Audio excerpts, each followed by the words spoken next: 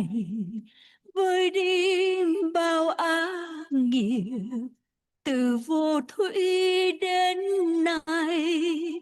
Phật hiện thân dạy bảo, tánh tứ đại vô thường, bốc lên như quang nắng, từ khát vọng yêu đương hơn mang nhiều đau ốm. Tâm nào có ốm đau, an trú vào hơi thở, thọ khổ liền tiêu tan. Ai chăm sóc thuốc thang, kẻ đau ốm tật nguyền, phước báo nhiều vô kể, bằng cúng dường Như Lai. Ai chăm sóc thuốc thang, kẻ đau ốm tật nguyền, phước báo nhiều vô kể, bằng cúng dường Như Lai.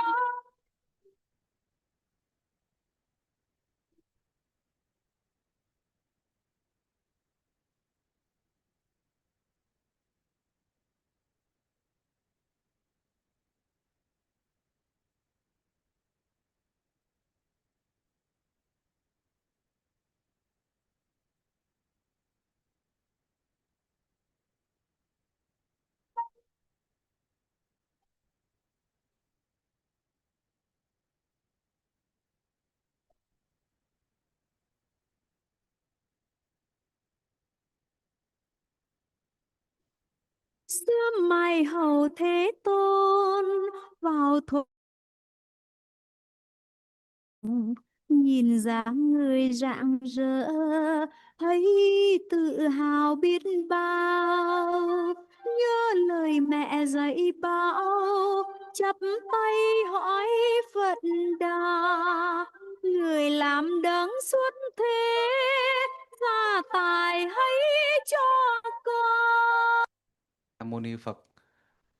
Kính thưa hội chúng, hôm nay ngày cuối, ngày thứ 17 của đại lễ trùng tụng Tam Tạng Kinh Phật giáo quốc tế. Và giờ đây chúng ta đi vào trong thời gian hội thảo. Hôm nay chúng ta rất hân hạnh được chào đón một vị thượng tọa khả kính, trưởng khoa tiếng Trung, đang giảng dạy, đang làm việc ở trường đại học Mahachulalongkorn ở tại Thái Lan. Xin các vị cho một tràng pháo tay. Namo Sakya Muni Buddha. Today is the end of the 17th day of our 21 days of Trivataka recitations. And right now, I honorably present the presenter for tonight's presentations is a Venerable and as well as Professor Padao. He's a professor from Thailand University MCU. Yes, MCU. Kính thưa quý vị, sư có học vị tiến sĩ cũng có duyên với sư Trí Quang ở tại Đại học Sa Gia của chúng ta. Nghe đâu hai vị cũng đã học chung 5-6 năm gì đó, cũng là một cái hữu duyên. Và sư rất là nhiệt tình từ bên Thái Lan bay qua tới đây đi bao nhiêu giờ đồng hồ, đến có 1-2 ngày để trình bày một đề tài, rồi bay về lại ngày mai. Bao nhiêu đó đủ thấy một cái tinh thần rất là siêng năng, rất nhiệt huyết. Nếu không thì cũng khó có thể nào mà thực hiện một cái việc như vậy, phải không thưa quý vị? Yeah. For Venerable Padao, additional information, he's also obtained a PhD degree, and he is also a former classmate of Venerable Trí Quang for 6 years at MCU in Thailand.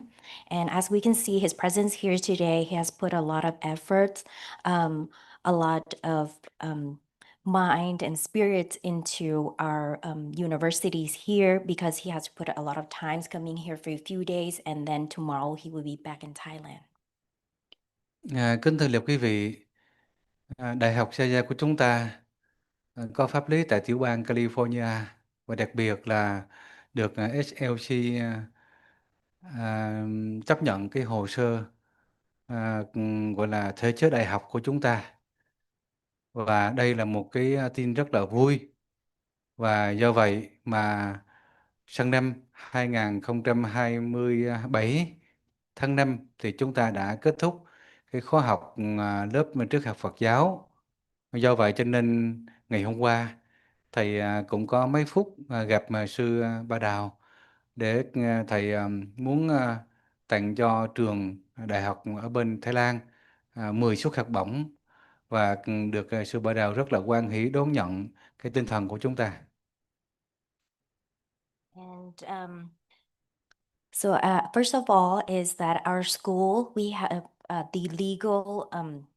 legal documents and the legal aspects to operate as a university. And then recently we have accepted from the universities for meeting the requirements for the applications of accreditation. So that's a good news. And in May 2027, it will mark the ending of our current master philosophy cohort. And yesterday, I had a meeting with Venerable Padao, and I would like to offer for the next cohort of Master Philosophy 10 scholarships to the students in Thailand. And Venerable Padao accept and in the offer, and he's happily to connect with our university. Và sau này Đại học Saya chúng ta với Đại học bên Thái Lan sẽ có nhiều cái cơ hội giao lưu với nhau trong học thuật, và đây cũng là một cái nhân duyên trong cái buổi hội thảo mang tính nền tảng quen biết này. Chúng tôi xin thay mặt Đại học Saya Buddha kính chúc hội thảo có nhiều kiến thức hay, nhiều điều đáng để học hỏi và là một cái buổi hội thảo đáng nhớ cho chúng ta. And in the future, our university and MCU, with the relationship with Venerable Padao, it will be a strong, long-term, good relationship, as well as friendship between the universities. And today, I hope the presentations will go well, and hopefully everyone here will gain new insights and knowledge, as well as a memorable presentations. Thank you. Dạ, kính thưa sư và kính thưa hội chúng, buổi hội thảo này được truyền hình trực tiếp trên băng tần 57.15 tại 6 quận hạt của vùng Nam California, và các cái băng tần truyền thông của Bồ Đề Phật Quốc, đặc biệt là website bồ đề phật quốc.org đã phát đi khắp mọi nơi. Hiện bây giờ theo các thông số thì chúng ta biết chúng ta có khoảng từ 10.000 cho tới hơn 12.000 người luôn theo dõi chương trình này. Cho nên chúng tôi muốn thưa với sư để cho chúng ta biết rằng hội chúng đang nghe buổi hội thảo này không dừng lại ở trong số người ngồi dưới hội trường này, mà chúng ta còn có hơn 10.000 người đang theo dõi. Dear Venerable and audience, I would like to remind you again is that we are currently live on our TV channel stations 57.15. It covers 6 counties in Southern California.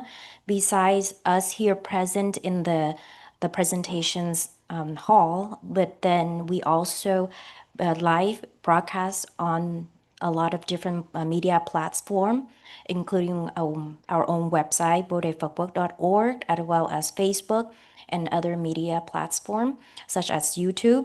So besides the audience here, we also need to aware that we also have more than 10,000 other people currently joining us on the media platform.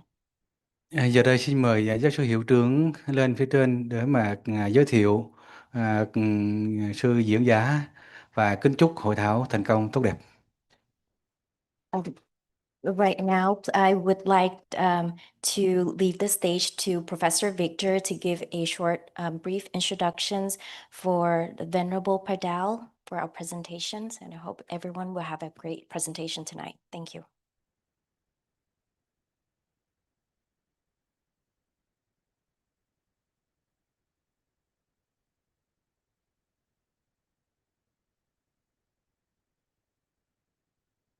So welcome to Vesak 2650 International Tripitaka Recitation and Lecture Series.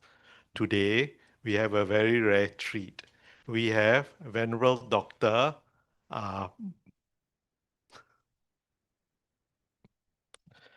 Phramaha Anon Padao, who is with us. In my opinion, okay, so I may be wrong. In my opinion, there are only two people in the world that can give due justice to this topic. And today, we have one of them here with us. So we are very, very lucky. Okay. Besides his research, administration, and translation work, I do not know how he managed to fit us in, so I am deeply honored and grateful. I want to give you a short introduction of his work.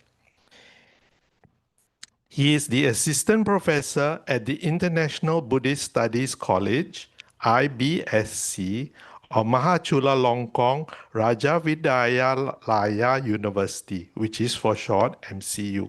He is the director of Fo Guangshan Tai Hua Temple, Thai Chinese Buddhist Translation Center, Thailand.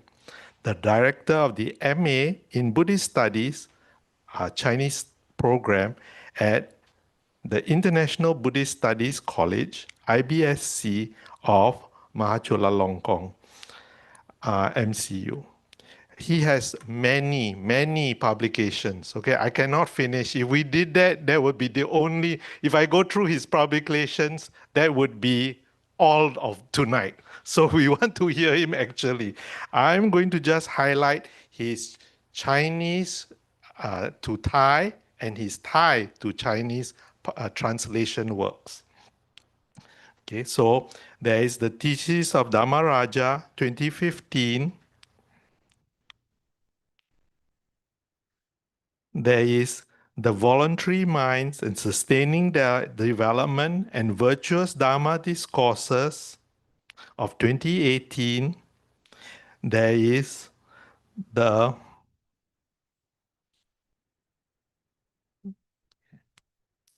Establishment of the Siamese Lineage of Venerable Upali in 2023. So from Chinese to Thai, there is the Diamond Sutra in 2021, the Sutra of 42 sections in 2021. Yeah. And with that, and many more. And with that, I leave the stage to our Bante, and we hope to learn from Bante. Thank you for teaching us tonight.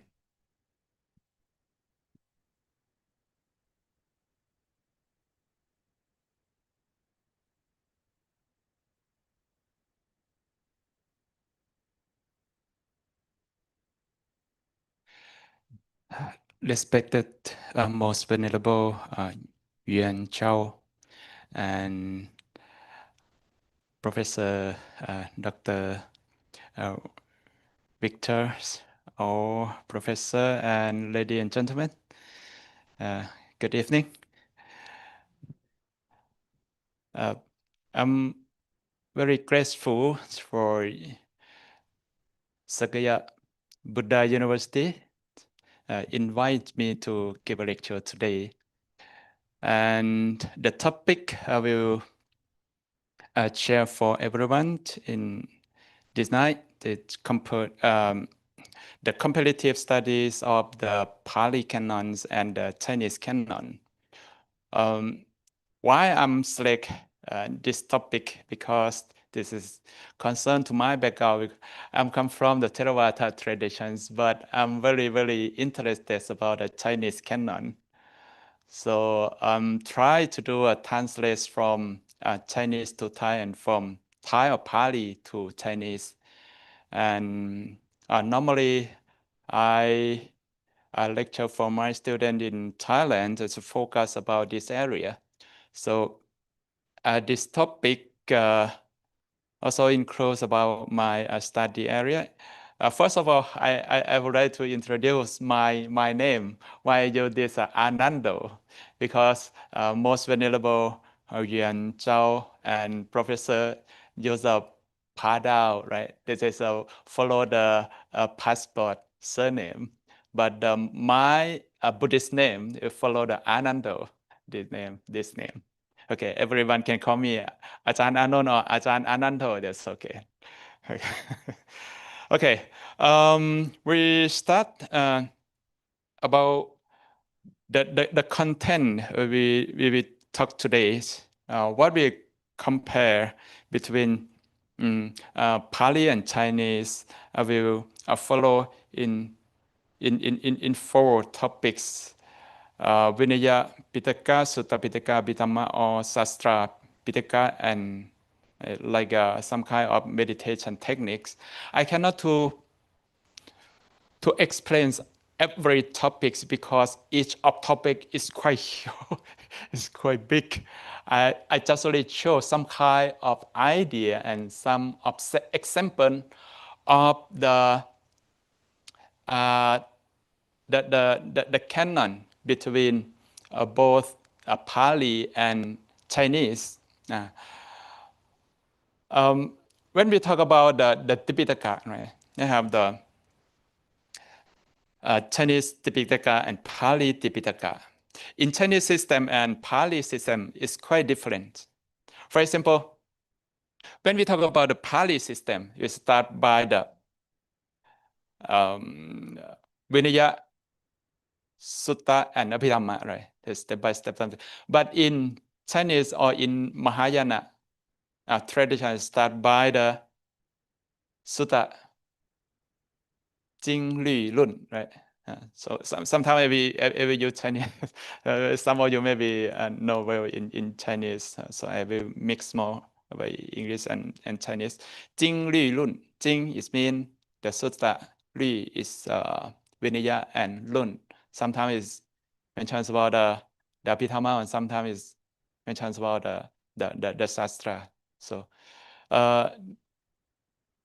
I asked my friends when I'm studying in Taiwan and discuss about this case, why in Theravada and Mahayana, why we have a difference to call the Tipitaka a difference in different parts and different versions. And for example, in Pali Canon, right, we start by the Vinaya Pitaka, Sutta Pitaka, and Abhidhamma Pitaka. But in Chinese version, start by the Jing or Sutta Pitaka. And I asked him why. He said, because in Buddhist teachings, Buddha started to propagate Buddhism by the Sutta first. For example, when Buddha gave a first Dhamma talk, right? Dhammacakkappavattana Sutta for the 5 Bhikkhu, that is start by the Sutra first. And after that, so many years, they have some problem in the Mahasangha, in the Sangha, and Buddha to give some kind like Vinaya Pitaka. That is started after Dhammacakkappavattana Sutta. So in Chinese canon, my friends in Taiwan, he said, okay, we start by these traditions. Maybe they have another reasons. So, but anyway, in Theravada and Mahayana, they have the same root. They have the same root. That is Sakyamuni Buddha. So today we do a recital of the Tipitaka and give a lectures for memorize the Vesak celebrations. This is very, very good. I just come from UC to participate the Vesak celebrations at the international the Day of Vesak in UC. And okay, why I said we are the same root. We are the same root. It's like the same tree, right? We have the same tree, the different branch, but we have the same root. Sometimes when we research and study about the Buddhist teachings, you can find different era and different periods of development of Buddhism. For example, basically the development of Buddhism, they divide to be the 4 periods, right? From early Buddhism, sectarian Buddhism, Mahayana Buddhism, and after Mahayana Buddhism. This is 4 periods.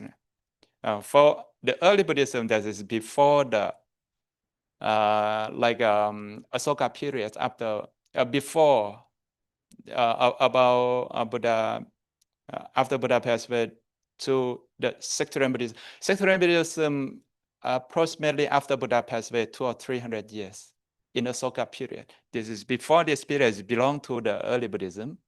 And in the sectarian Buddhism, started by the maybe before and after that a little bit in Asoka period, they are divided to be 2 school, 2 record.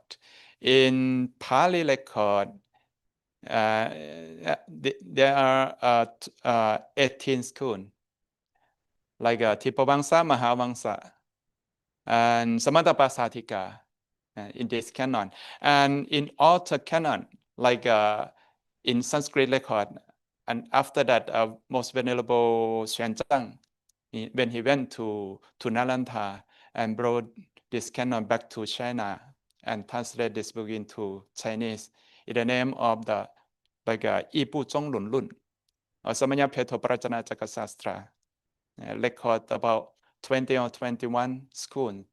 And now the difference record, but basically the idea of the sectarian idea is quite huge, quite a lot.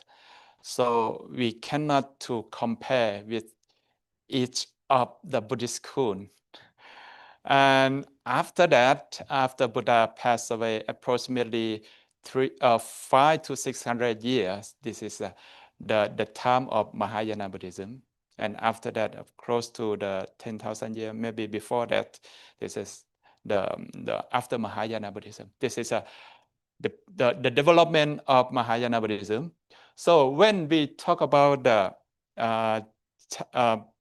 canon in Buddhism, they have a different background. For example, in Pāli Canon, in Theravada traditions, we follow the Pāli Canon. Right? But in author school, like Sarvasivatian school or like a Mahayana school, so many schools, they follow the Sanskrit and maybe include other languages. So in Buddhist, most important of Buddhist canon divide to be the 4 languages: Pali, Sanskrit, Chinese, and Tibetan. This is a 4 languages. If you would like to very deeply to understand the Buddhist teaching, you have to know well some part of the 4 languages. For example, in Pali language, they will more focus on the early Buddhism, and Sanskrit language and other like Chinese and Tibetan. There's more focus in early Buddhism, sectarian Buddhism, and Mahayana Buddhism. But in Theravada, not more focus on the Mahayana Buddhism. So why I have that difference, the canon? But for my opinion, even though in Buddhist history, we have the different school, different canon, particularly in the sutra and sastra or Abhidhamma. But I think every school is some kind like a very very close idea. What is it? That is the Vinaya. Now, when I'm comparison with the Vinaya Pitaka, before I will start about the comparison about the Vinaya Pitaka, I would like to show the period of the translations. Buddhism arising in India, and after that spread to many places, include China too. So when we comparative study about Chinese and Pali, we have to know the periods of translations in China that divide to be 3 periods. The first period is called Gu Yi. Gu Yi. It's quite early. It's quite early. In Chinese, it's called Gu Yi, or ancient translation is approximately 69 to 344, about Dong Han period, or Eastern Han, or Dong Han era, or the Three Kingdom era, and Western Jin, step by step. This is belong to the ancient translations or the Gu Yi, who represents of the scholar who translate this canon, some kind like Venerable Semo Teng and Zhu Falan in Chinese, Kasyapa Matangka and Thammaratana. The two venerables who come from India and come to China for propagate Buddhism. But Buddhism not directly from India to China, but the step by step on the Silk Road.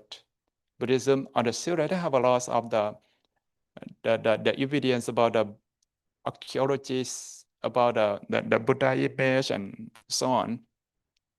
So Buddhism, they have more developed in the Silk Road, the research from India to China. So two venerable Kasyapa, Matangka, and Thammaratana, they step by step to propagate Buddhism to China by this way in the Dong Han period. And two most venerable, he do translations work. In the first Buddhist translations in Chinese, it's called the Sisera Zhangjing, the sections of 42 Sutra. They have many kinds of the English translation. But anyway, this is in the, what is it? Gao Sheng Zhuan. Now, what is a Gao Sheng Zhuan? Gao Sheng Zhuan is talk about the order of the Bhikkhu in the ancient, more than 1,900 years ago, when the first of Buddhist monk came to China and started to translate the Buddhist teaching. They started to record one by one. And when we talk about this, is the show the Han Dynasty, the emperor in Han Dynasty from Tun Huang. They show how he respects to the Buddhism. And the first group who believe in Buddhism, this is in the palace.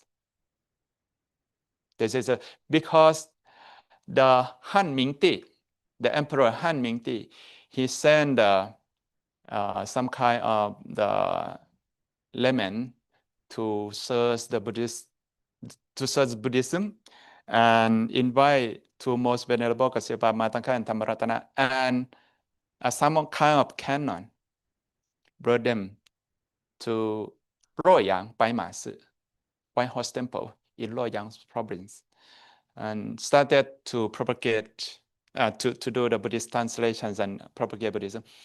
So, who is the first group study the Buddhist teaching? This is in the palace, and after that, step by step, propagate to the general people.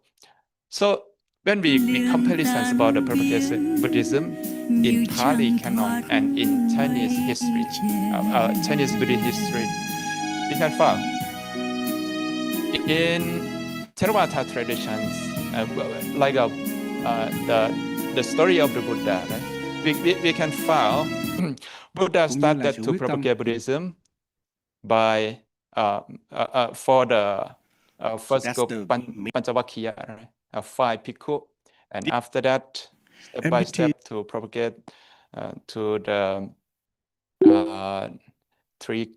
three brothers, right?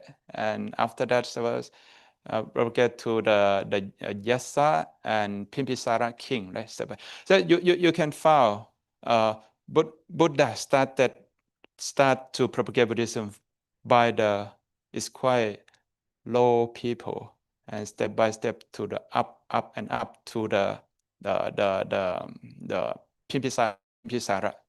But opposite situations in China, when Buddhism came to China, Buddhism started by the top in the palace, and after that spread to the general people.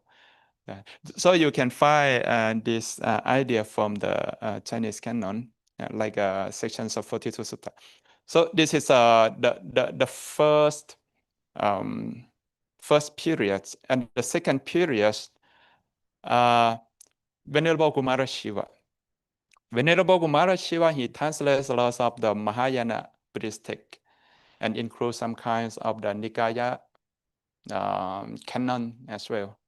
And Venerable Kumara Shiva, he is the one of 4 greatest of Buddhist translators in China, like Venerable Kumara Shiva, Brahmaratha, Amoghavacara, and Venerable Xuanzang. He's very greatest of the Buddhist translators, and he is one of the 4. And Buddhism in China become popular because of Venerable Kumara Shiva, because it looked like the trend of Chinese philosophy at that time. They interested about the xuanxue. What is a xuanxue? Xuanxue is mean some kind of like a philosophy idea, epistemologies, ethics, and so on. This is when Venerable he translate some kinds of the books to Chinese, they're very attractive. A lot of the Qingtan. What is a Qingtan? Qingtan is like a philosopher, and they call the Qingtan. These people, they're very interested about the concept of sunyata, concept of emptiness, something like this. Because this is the Chinese philosophy at that time very popular about in this area. So very quickly Buddhism spread to Chinese people. And next one, the Venerable Xuanzang. After about this period era, and in Tang Dynasty, this is a Xin Yi. This is called Jiu Yi. The first one, Gu Yi. The second one, Jiu Yi. And the third one, Xin Yi. All translations. Now, Venerable Kumara Shiva is called all translations. And Venerable Xuanzang is called new translation. So there are differences. For my opinion, I think I'm quite appreciative about the Kumara Shiva version. In many kinds of Buddhist text is quite easily to understand. But Venerable Xuanzang, not easy to understand. Why? When we comparison between the Kumara Shiva version and the Xuanzang version, because Xuanzang version, the first one, he is the Chinese people. The second one, he very expert in Sanskrit. So when he translate the Buddhist canon from Sanskrit to Chinese, he have a lot of knowledge about the Sanskrit and Chinese into same person, 2 in 1. So when he I will show you some kind of the translations very deeply. He find out the root of word in the Sanskrit and translate into Chinese. So when I just finished my translations, the news my work, Samaya Peto Parachana Jagasastra, Ipu Zhonglun in Thai versions. I spent a lot of time to do this work because it's not easy to understand. I'm trying to comparison with Abhidhammakathavatu, because it's similar. They have many ideas with between the Samayapito Parajana Jagasastra and Kathavatu. Many ideas is quite close to. So when I do translation this book, in the same time I have to compare with the Canon, Abhidhamma Kathavatu. So I can more understand what the idea about. He used the words very, very deeply, and he find out what the rules in Sanskrit and try to translate into Chinese. For example, I show you. I use some kind of the Pali and the Chinese canon to comparison in the Chinese Buddhism first, okay? For example, like Upasaka. Upasika, everyone know, right? Upasaka. Avarokitesvara, okay, this is in Sanskrit, and Patijasamupata. And you can find the three kinds of the translations. It's quite different. For example, like a Gu Yi, you have Gu Yi, Jiu Yi, and Xin Yi, right? The ancient translations, old translations, and new translations. The three kinds of translations is quite different. For example, Gu Yi, you translate the Upasaka. In Pali, it's called Upasaka, right? It's a Qing Xin Zhi, Qing Xin Si, and this is a Yoposai, right? In the second period, Jiu Yi, all translations also follow the Yoposai. But in Xuanzang, translation is quite different, you see. Jin Shi Nan. What does it mean, Jin? If some of you maybe study Chinese, Jin is like closed, right? What does it mean? When we comparison with the Bali, the Upa is closed, like closed. So it's quite different. Like there's some kind of method, some kind of it's quite a lot of meaning about this and Nan is mean the man. Jin Si Nan, if we follow the Pali the Upasaka, it is some kind like the man who close to the triple gem, to offer to do something very, very close. So Upasika is similar. And okay, next one, Patijasamupata in Pali, in the different translations. For example, in the Gu Yi, Su Lian. In the second one is quite popular, Jiu Yi, Yin Yuan, Yin Yuan and Yuan Qi, and Kumarachiva versions, and in the Xuanzang version. So they have the different, not just only Venerable Kasyapa Matangka Thamaratana, Kumarachiva, and Xuanzang, but it's include author, scholar who do translate. So it's some kind of the translations. Sometimes they have a difference a little bit, sometimes it's quite close. And Avarokitesvara, we have respect the Avarokitesvara Kuan Yin, right? So in these translations also is quite different. You can see in three periods, they have the three versions. In the first Gu Yi, it's called Guang Si Yin. Guang Si Yin, Jiu Yi, Guan Si Yin, and Xuanzang translation, Guan Zhi Zai.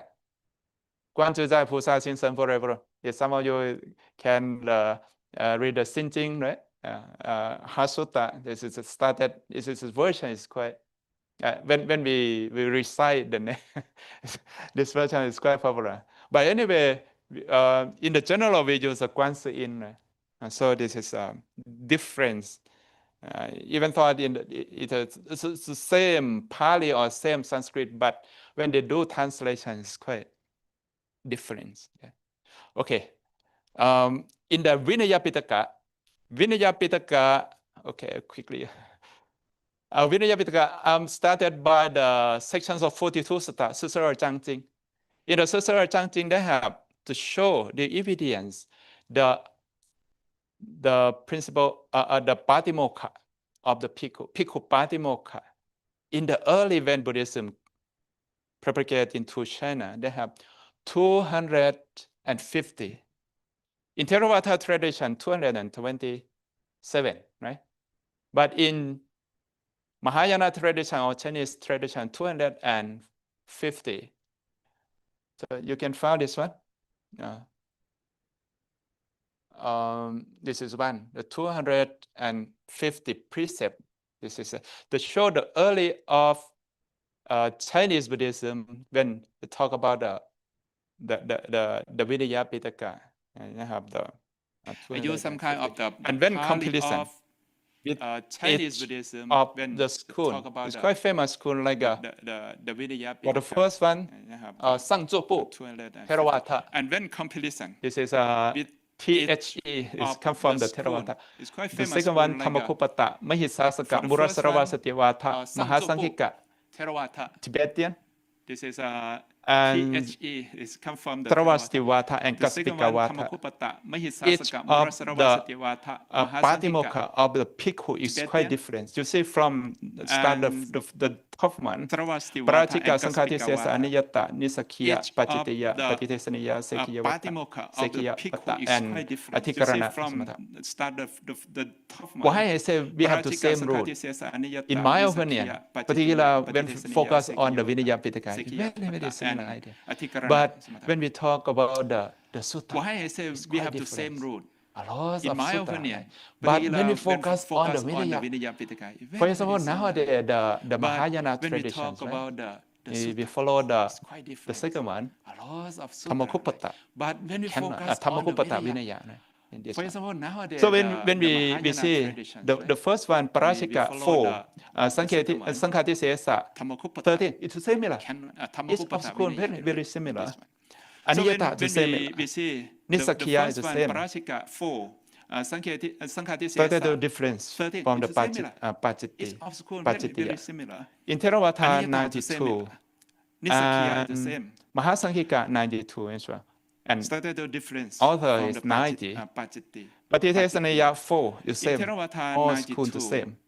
And this is unfollow the Chinese translation to devise and analyze for everyone. But it has an 4, the same, all school in Theravada 70, this is unfollow 75, right? But to devise Tamakupata analyze for everyone. 100. And Sakyavata is quite different. In Theravada 107, 75, 90, 66, 1012. Sorry, 112, 113, and 96. It's quite different. 90, 66, Atikarana Samatha, the same. 2012. Sorry. It's a very, very big difference of the Vinaya Pitaka in Patimokkha. That's only very small precept. So Sekyavata, what's the meaning of Sekyavata? How to, in the Pata, arms bow, talk about when monks do the toilet, how to, something like this, the rule, and this is principle. So it's quite small rule, but it's quite serious rule. It's similar, not different. So when do comparisons, we found, wow, so it's quite small. In the Vinaya, each of school is quite similar. It's similar, not different too much. Okay, in the Sutta Pitaka, from my research, particularly I'm more focused on the sections of 42 Sutta. It's the first Chinese Buddhist canon. 1,900 years ago. My research, particularly more close to 2,000 years ago. 42 sutta. And the first Chinese Buddhist they have the 42 sections. In 42 sections, when I'm 2,000 years ago, and comparative with the Pāli Canon, I found 42 is quite very interesting. The informations. This is from sections. For example, the chapter 1 is quite close to the Mahaparinibbana Sutta. The second chapter, close to the Vinaya Pitaka. This talk about if you have, because section of 42 or Sutta is quite many versions. It's like to follow the Dazhangzhang and Taisho Tipitaka. It's quite good, and I can find this is not just only come from the sutta and some parts come from the Vinaya Pitaka too. For example, in the second chapter, he talk about the monk lifestyle. For example, you have to stay under the tree. In the morning, go to the Bindapata, and you how to do the medicine by some kind of herb or something like that. This is follow the Vinaya Pitaka. So I'm encourage my student more research about the sections of 42 Sutta. But right now in Thailand, nobody researches about it. But in Huaren or in Mahayana traditions, many scholars and many students research whatever. But when I read the thesis or dissertations, not too much comparisons about the Theravada. But I think this sutta are very important because very, very close to Pāli Canon. You can see everyone. So it's about like Akko Saka Sutta. Is it this one? Oh, okay, this one. Akko Saka Sutta.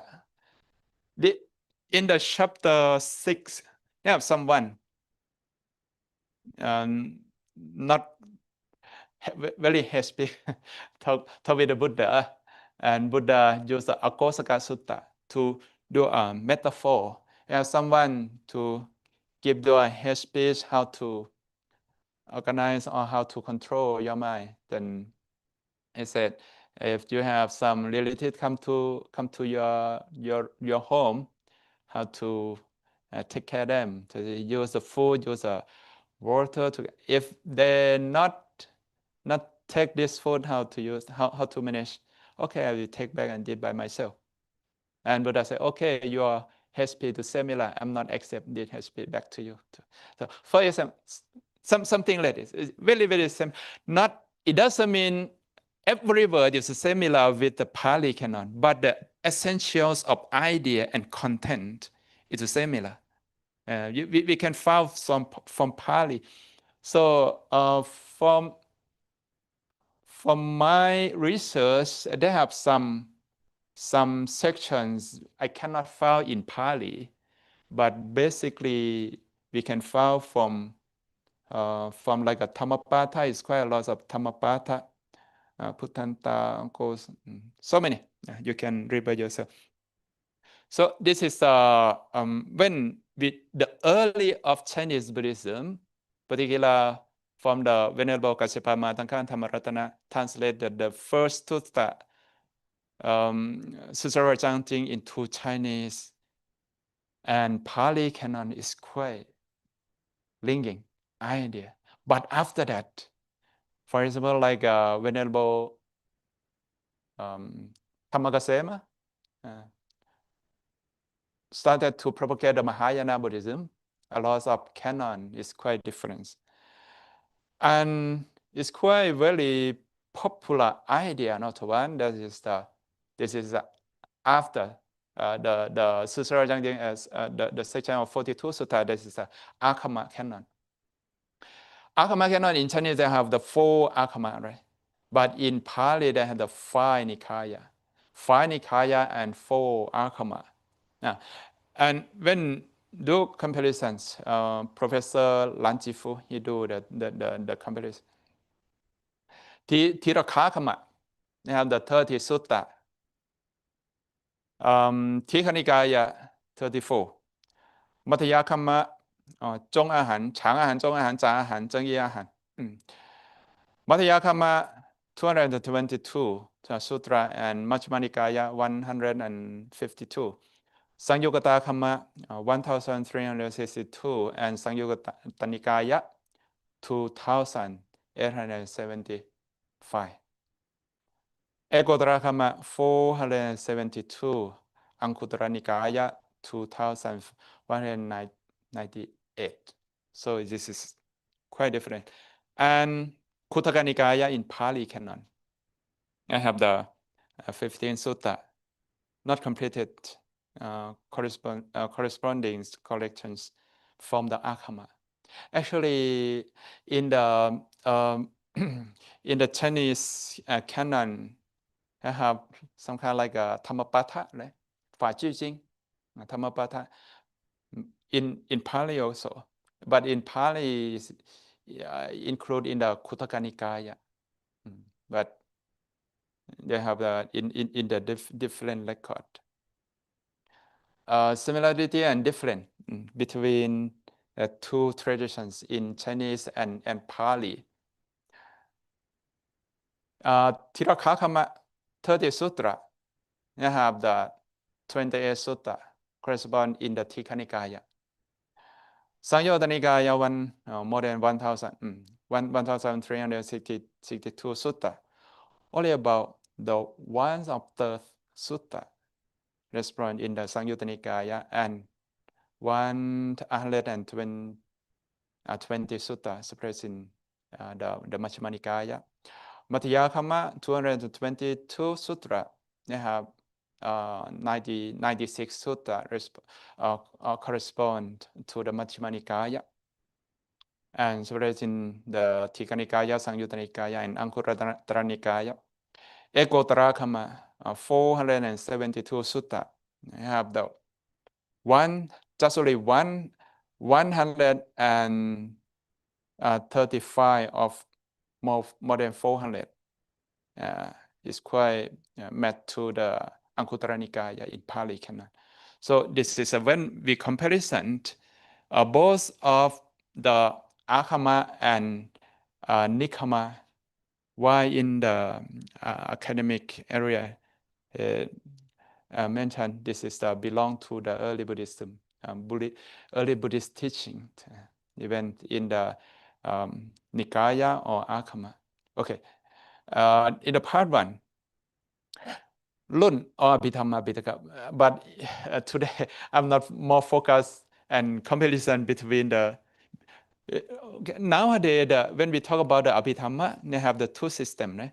Sarvastivada, Abhidhamma, and Theravada system. But today I'm just really focused on the Lun, on the Sastra, not more focused on the Abhidhamma system. So when we talk about the Run or the Sastra, it's quite famous. This is a San Lun Zhong, Madhyamika Sastra, and Tavatasa Nikaya Sastra, Zhong Lun, Pai Lun, and Se Mun Lun. And I will show you some kind of the indications. Papu. And I found from my research, I found the Papu, the indications come from the early Buddhism. 不生也不灭不强也不断不异不异不来也不出能说顺也 and so on, right? No risings, no kissing, no permanent, no surveillance, no identity, no difference, no arriving, and no departing. In many years ago, when I started to learn the Madhyamika Sastra, I feel what the meaning? What's the meaning of indication? I'm spent a lot of time to find out the concept, the origins idea where it's come from. And finally I found, oh, this idea come from the early Buddhism. But just only give the conclusions idea. No arisings, no casing, something. Okay. Okay. I cannot to explain more of the idea, just only give you the briefly idea to show you some concept and when comparison with the Pāli Canon. For example, no arisings, no kissings. What's the meaning of no arisings? Buseng. They have the 4 kinds of buseng, no arisings. There are 4 kinds of no arisings.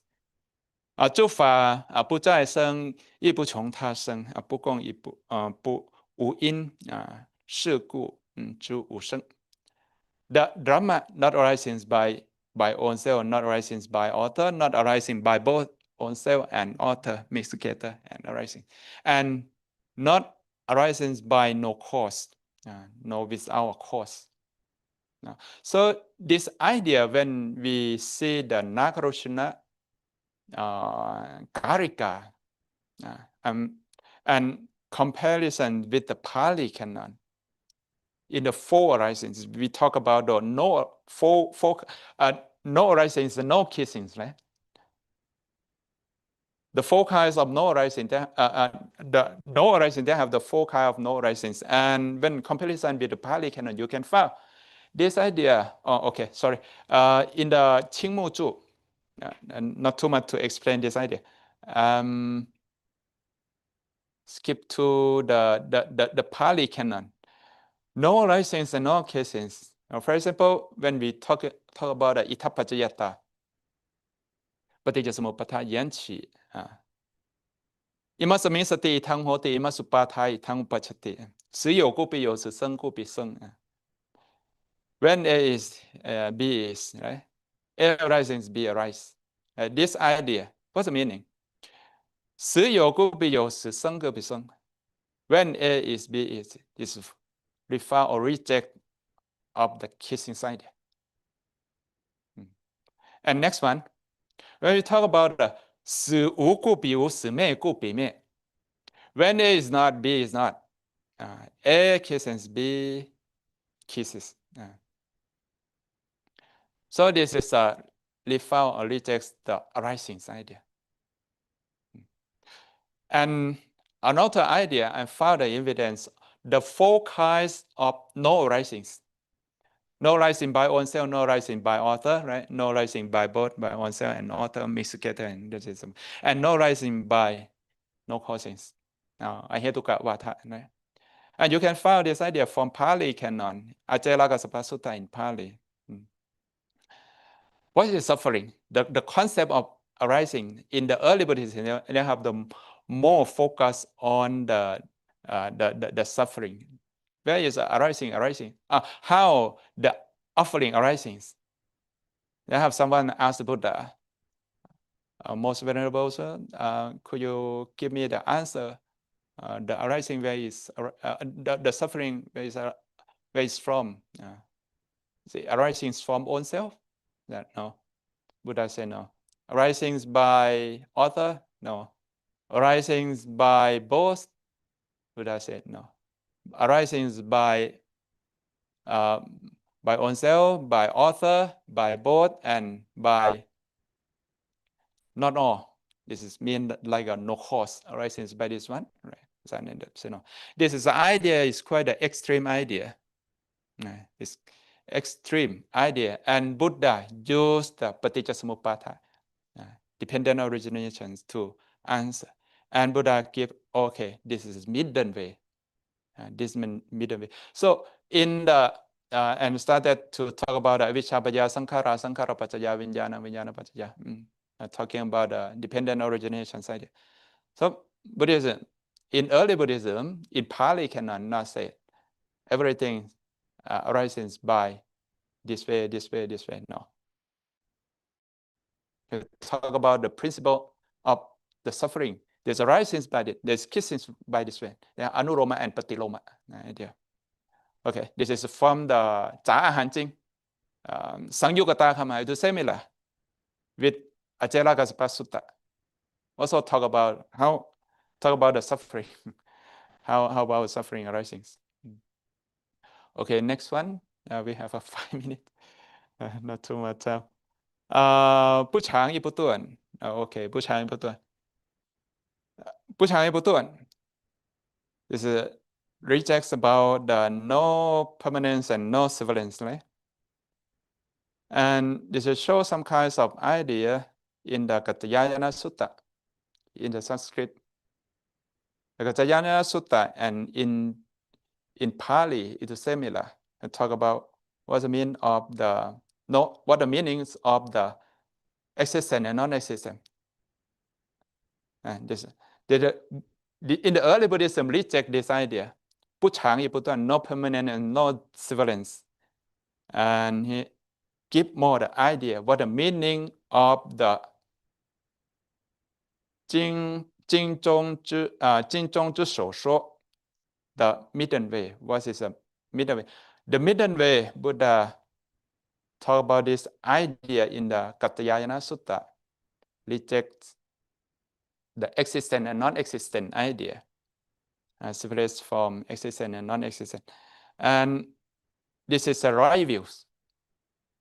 So when we comparison about the outer idea, comparative about the idea, what the meaning of the middle way in Theravada and Mahayana? In Mahayana traditions, basically we more focus on the dependent origination, particularly from the Tibetan traditions. and not just only in the Chinese tradition or in the general of the Mahayana traditions. They have a more focus on the dependent origination. That is the middle way. How about in Theravada? Theravada, when we talk about Athankika Makha, right? Athankika, what's the middle way? It's a more focus on the eightfold part. And this is the force of idea is a conflict or not, for my opinion? No, not conflict idea. Because the eightfold part started by the right view. By the right view, how to consider about everything by the dependent origination. That is the right views. The right views. This is started by this. The right views reject existent and non-existent idea. Okay. When we back to the Pāli Canon, Kacayana Kota Sutta in Pāli Canon. What's the meaning of the middle way? Buddha, to similar idea, they reject about the existent and non-existent idea. Not too much. Identity, no identity and no difference. What's it mean? When in nowadays, so many ideas, right? Talk about everything where it's from. Identities or difference, right? No identity or no difference. In the Pāli Canon, particularly in the Lokayatika Sutta, someone asked Buddha, everything is all exists, everything is not exist, or everything is a unity, or everything are different, plurality. Buddha said, no, this is not belong to the Buddhist teachings. Or Buddha taught the middle way and reject of this idea. And the focus of idea, everything exists, everything not exist, everything unity or oneness idea, and everything plurality or difference idea. This can conclude in two ideas, Sastatithi and Uccettatithi. Eternalism and nationalism idea. And the concept of everything exists and everything unities belong to the Sastatithi. And the concept of everything not exist and everything plurality, this idea belong to Uccettatithi. This is the early Buddhism talk about, explains about this idea. And finally, the Pulai Puchu was the meaning of Pulai Puchu. Someone, they believe, where you're from, that God created me. When they pass away, they back to God. And someone believe, I'm come from the element. After death, back to element, something like that. So they have some idea of the arriving, where you come from, where you back, where you're departing. But in early Buddhism, no, reject this idea. Also reject this idea. So in the Pinkaraneta commentators of he said this, reject this idea as well. And in Padao Sutta, they confuse I'm exists in the past, in the present, and in the future or not. If everyone know well the Paticcasamuppada, they will, do I exist? Do I not exist? What am I? How am I? This being, where it come from, and where will it go? No arriving and no departing. Pulai Puchu, that is the idea. Buddha said, if you know well the Paticcasamuppada dependent origination, this idea, there's no doubt about this concept. Okay, the final part in the meditation techniques, when we comparison between the Chinese meditation and the Theravada tradition, particularly the first person who introduced the meditation for Chinese people, that is the Iranian people. Answer Gao, not Indian. Iranian people. Nowadays, okay, everyone knows. But in the past, Buddhism propagated into Iran, and they have the Buddhist monk from Iran came to China and propagate meditation techniques for the Chinese people. His name is An Si Gao. And the meditation technique, particular the Anapanasati system, you see, both of them, 100 and approximately 100 and approximately 300 BC, right? Yeah, it's quite different. But you can follow this idea, not too much time to explain. How to breathe in and breathe out. Breathe in, count. They have the counting of breathing and breathe out. Breathe in, count 1. Breathe out, count 2. And 3, 5, 7, and 9 is belong to outside. 1, 2, 3. 1, 2, 3, 4, 5, 6, 7, 8, 9, and 10. So from 2, 4, 6, 8, and 10 from internal to outside. Oh, sorry. From internal to outside. This is very, very close. From this is, I think, 1,000, I'm not sure, I have to check again. Maybe 1,800 years ago, right? It's long time. And comparison with the Venerable Buddhaghosa. Venerable Buddhaghosa in the Visuddhimagga system, they have the 2 kinds of Anapanasati system. It breathe in and breathe out. In the Visuddhimagga, they have the 2 systems. And the first one, 1, 1, 2, 2, 3, 3, 4, 4, 5, 5. And restart again. 1, 1, 2, 2, 3, 3, 4, 4, 5, 5, 6, 6. 1, 1, 2, 2, 3, 4, 5, to 10. This is the first technique. And the second technique, I found it similar with the Venerable An Si Gao. Something a little bit of difference, but the idea and technique is quite close. So 1, 1, 2, 3, 3. 1, 2, 3, 4, 5, and restart again. 1, 2, 3, 4, 5, 6, and restart again. 1, 2, 3, 4, 5, 6, 7, to 10. This is a very fatty techniques, and this is quite early. It's quite a slowly techniques. Okay, thank you very much for my presentations. Not too much time to give me the 1 hour. So I'm trying to brief my presentation, not too much for explanation. Thank you. If you have some questions, please, any questions?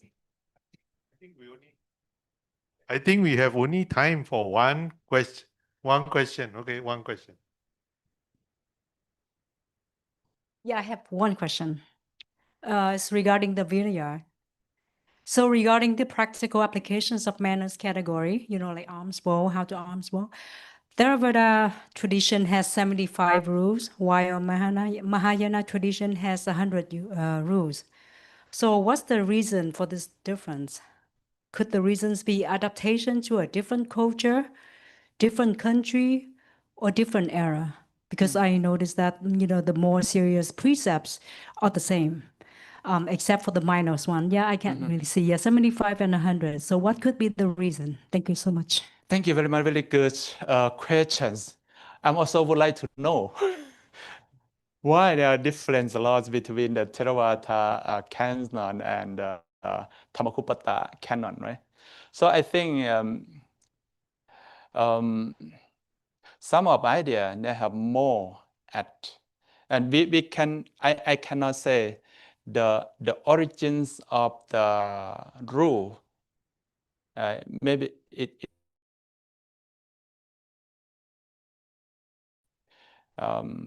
when I'm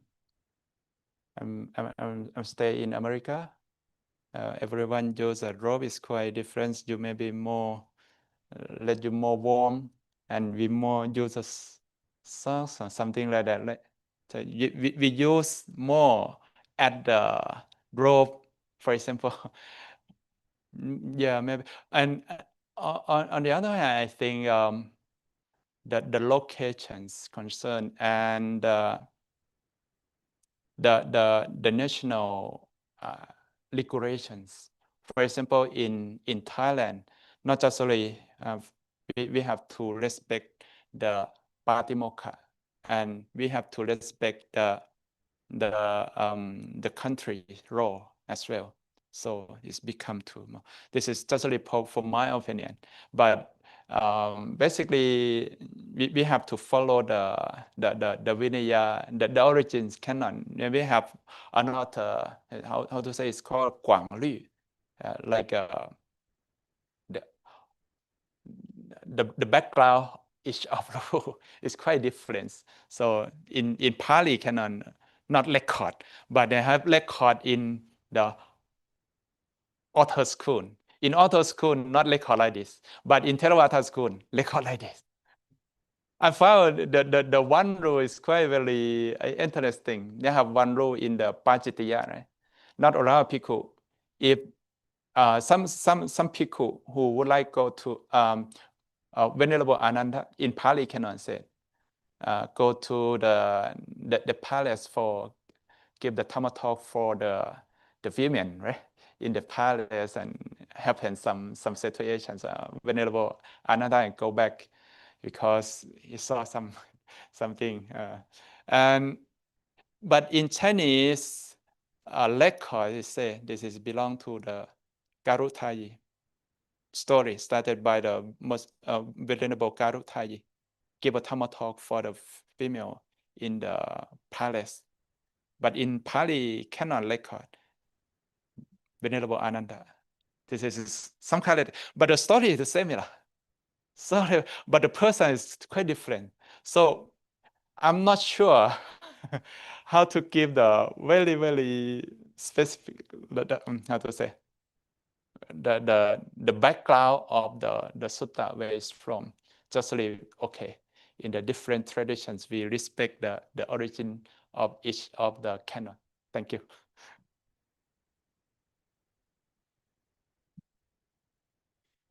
Thank you so much, Bhante Anando, for this wonderful, illuminating evening. Thank you so much.